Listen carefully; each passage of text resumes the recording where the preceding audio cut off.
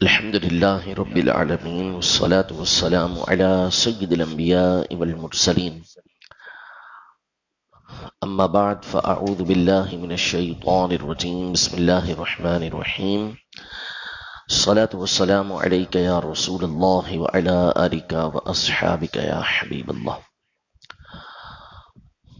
نبی محترم صلی اللہ تعالی علیہ وآلہ وسلم غزوہ حنین سے واپسی آ رہے تھے تو ایک مقام پر آپ نے پڑاؤ کیا، ٹھہرے، اور آپ کے ساتھ آپ کے صحابہ بھی موجود تھے۔ نماز کا وقت تھا۔ نبی پاک صلی اللہ علیہ وسلم کے مؤذن نے اذان کہنا شروع کی تو وہاں پر مکہ مکرمہ کے چند نوجوان موجود تھے جو نبی پاک صلی اللہ علیہ وسلم کی تلاش میں تھے اور مشرک تھے اس وقت۔ تو جیسے جیسے مؤذن اذان کہتے، پیچھے پیچھے وہ مذاق اڑانے کے لیے ساتھ ساتھ اذان کہتے جاتے۔ ان میں ایک نوجوان جو تھے، ان کی آواز بڑی خوبصورت اور بڑی بلند تھی۔ جب اذان پوری ہو گئی اور انہوں نے بھی پیچھے پیچھے مذاق میں اذان کہی تو نبی پاک صلی اللہ علیہ وسلم نے ان کو بلایا، سب کو، اور اس وقت تک اسلام کا ایک بہت زبردست غلبہ ہو چکا تھا۔ وہ سارے نوجوان نبی پاک صلی اللہ علیہ وسلم کے سامنے آئے تو پوچھا کہ بھئی وہ کون نوجوان تھا جس کی آواز سب سے بلند تھی اور خوبصورت آواز تھی؟ سب نے ایک نوجوان کی طرف اشارہ کیا۔ نبی پاک صلی اللہ علیہ وسلم نے اسے اپنے پاس بلایا اور اس سے کہا کہ اذان کہو۔ مجھے آتی نہیں اذان۔ نبی پاک صلی اللہ علیہ وسلم نے کہا میں سکھاتا جاتا ہوں، تم پیچھے کہتے جاؤ۔ آپ صلی اللہ تعالی علیہ وسلم اسے اذان سکھاتے گئے، اللہ اکبر اللہ اکبر، وہ بھی پیچھے اللہ اکبر کہتے گئے۔ اذان پوری ہوئی، نبی پاک صلی اللہ علیہ وسلم نے ان کے ماتھے پہ ہاتھ رکھا اور یوں نبی پاک علیہ السلام اپنے مبارک ہاتھ کو ان کے سینے سے پھیرتے پھیرتے پھیرتے ان کی ناف تک لے کر آئے۔ وہ نوجوان کہتے ہیں کہ جو کفر و شرک کی ساری خرابی تھی، ساری برائی تھی، جو اندھیرا تھا، نبی پاک صلی اللہ علیہ وسلم کے مبارک ہاتھ اور اذان کے جو کلمات آپ علیہ السلام نے سکھائے تھے، وہ سارے کے سارے میرے دل سے دور ہو گئے اور انہوں نے اسلام قبول کر لیا۔ وہ نوجوان حضرت سیدنا ابو محذورہ رضی اللہ تعالی عنہ تھے۔ ان کا نام اوس ہے اور یہ نبی پاک صلی اللہ علیہ وسلم کے مؤذنین میں شمار ہوتے ہیں۔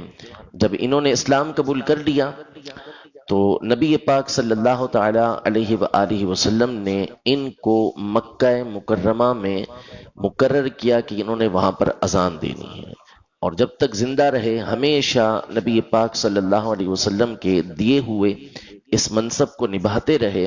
علماء نے لکھا کہ حضرت امام شافعی رحمت اللہ تعالی علیہ کے دور تک مؤذنی کا سلسلہ ان کی اولاد میں مسجد حرام کے اندر چلتا رہا، کیونکہ نبی پاک صلی اللہ علیہ وسلم نے ان کو یہ خدمت دی تھی تو یہ نبھاتے رہے۔ پھر ان کی اولاد منقطع ہو گئی، ختم ہو گیا، تو پھر دوسروں کے ذمے یہ ذمہ داری آ گئی۔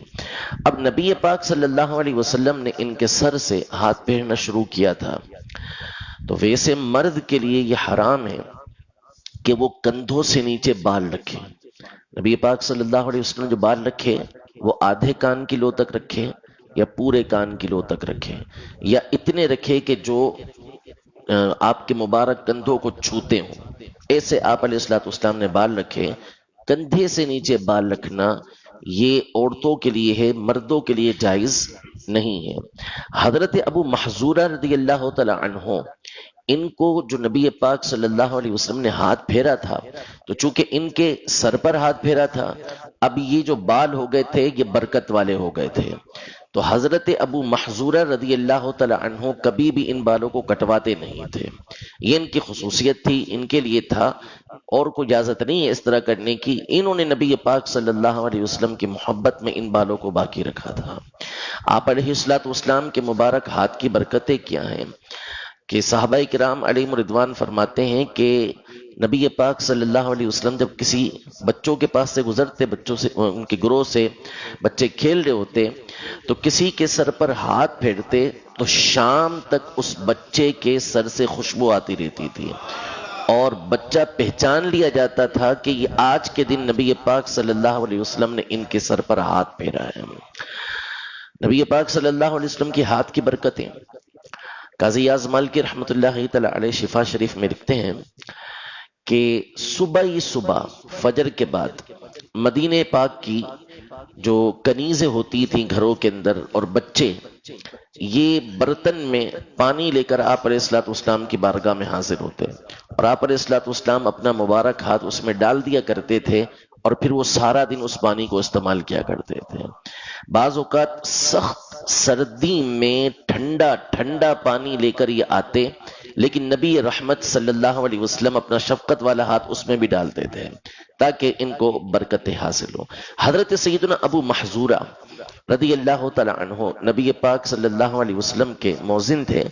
آپ علیہ الصلوۃ والسلام کے جو مؤذن مشہور ہیں وہ حضرت سیدنا بلال رضی اللہ تعالی عنہ مشہور ہے، لیکن آپ علیہ الصلوۃ والسلام کے فقط یہی مؤذن نہیں تھے، بلکہ نبی پاک صلی اللہ علیہ وسلم کے 8 مؤذن تھے۔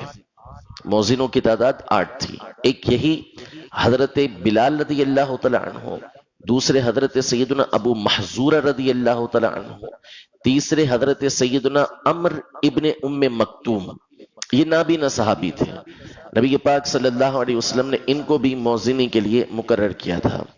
حضرت زیاد بن حارث السدائی، ان کو بھی نبی کریم صلی اللہ علیہ وسلم نے اذان دینے کے لیے مقرر کیا تھا۔ حضرت عبد العزیز بن اسم رضی اللہ تعالی عنہ، یہ بھی نبی پاک صلی اللہ علیہ وسلم کے مؤذن تھے۔ حضرت سعد القرظ، یہ بھی نبی پاک صلی اللہ علیہ وسلم کے مؤذن تھے۔ اور حضرت ثوبان اور 8ویں حضرت سیدنا عثمان رضی اللہ تعالی عنہ، یہ سارے نبی پاک صلی اللہ علیہ وسلم کے زمانے میں آپ علیہ الصلوۃ والسلام کے مؤذنین تھے۔ ان کی تعداد یہ 8 ہے، اور ظاہر ہے کہ جس کو نبی پاک صلی اللہ علیہ وسلم اذان کے لیے مقرر کریں یا اجازت دیں تو یہ بہت بڑی سعادت کی بات ہوتی ہے۔ اللہ پاک ہم سب کو صحابہ کرام علیہم رضوان کی تعظیم و تکریم کرنے کی توفیق عطا فرمائے، ان کا ذکر خیر اللہ پاک ہمیشہ ہمیں کرتے رہنے کی توفیق عطا فرمائے، ان کی محبت، اہل بیت اطہار کی محبت ہمیں ہماری آل اولاد کو نصیب فرمائے، آمین بجاہ النبی الامین صلی اللہ تعالی علیہ وآلہ وسلم۔ اعوذ باللہ السمیع العلیم من الشیطان الرجیم، اعوذ باللہ السمیع العلیم من الشیطان الرجیم، اعوذ باللہ السمیع العلیم من الشیطان الرجیم، بسم اللہ الرحمن الرحیم، هو اللہ الذی لا الہ الا هو عالم الغیب والشہادة هو الرحمن الرحیم، هو اللہ الذی لا الہ الا هو الملك القدوس السلام المؤمن المهيمن العزيز الجبار المتكبر سبحان الله عما يشركون، هو الله الخالق البارئ المصور له الأسماء الحسنى يسبح له ما في السماوات والأرض وهو العزيز الحكيم۔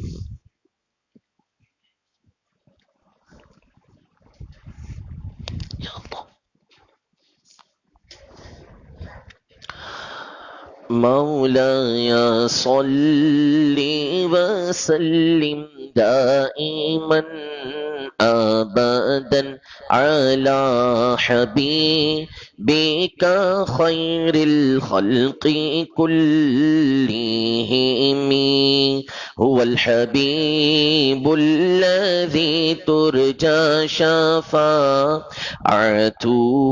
لكل هول من الأهوال مقتحم، مولاي صل وسلم من أبدا على حبيبك خير الخلق كلهم۔ الحمد لله رب العالمين والصلاة والسلام على سيد الأنبياء والمرسلين اللهم صل على سيدنا ومولانا محمد معدن الجود والكرم وآله وبارك وسلم اللهم أنت السلام ومنك السلام تباركت يا ذا الجلال والإكرام اللهم أعني على ذكرك وشكرك وحسن عبادتك. رب کریم پاک پروردگار ہماری نماز فجر اپنی بارگاہ میں قبول فرما. یا رب العالمین ہماری غلطیاں کوتاہیاں گناہ صغیرہ کبیرہ سب اپنی رحمت کاملہ سے معاف فرما. یا رب العالمین ہماری ہمارے والدین کی ہمارے سارے خاندان کی بلا حساب و کتاب بخشش و مغفرت فرما. یا رب العالمین عقائد و جہاں صلی اللہ علیہ وسلم کی ساری امت کی بخشش و مغفرت فرما. رب کریم ہمارے حال زار پر رحمت کی نظر فرما. یا رب العالمین ہمارے گناہوں کو معاف فرما دے، ہمیں جہنم سے آزادی نصیب فرما، جنت الفردوس میں داخلہ نصیب فرما. یا رب العالمین تیری رضا عطا فرما، اپنی ناراضی سے ہمیں محفوظ فرما، تیری رضا والے کام کرنے کی توفیق عطا فرما، تیری ناراضی والے کاموں سے بچنے کی توفیق عطا فرما. ہمارے ایمان کی، ہمارے عقیدے کی، ہمارے نظریے کی، ہماری فکر سوچ کی حفاظت فرما. رب العالمین یہاں جو حاضرین ہیں، جو دلوں میں نیک جائز تمنا لیے ہیں، سب پر رحمت کی نظر فرما. ان اللہ وملائکتہ یصلون علی النبی یا ایہا الذین آمنوا صلوا علیہ وسلموا تسلیما. صلی اللہ علی النبی الأمی وآلہ صلی اللہ علیہ وسلم صلاة وسلاما علیک یا سیدی یا رسول اللہ. سبحان ربک رب العزت عما یصفون وسلام علی المرسلین والحمد للہ رب العالمین.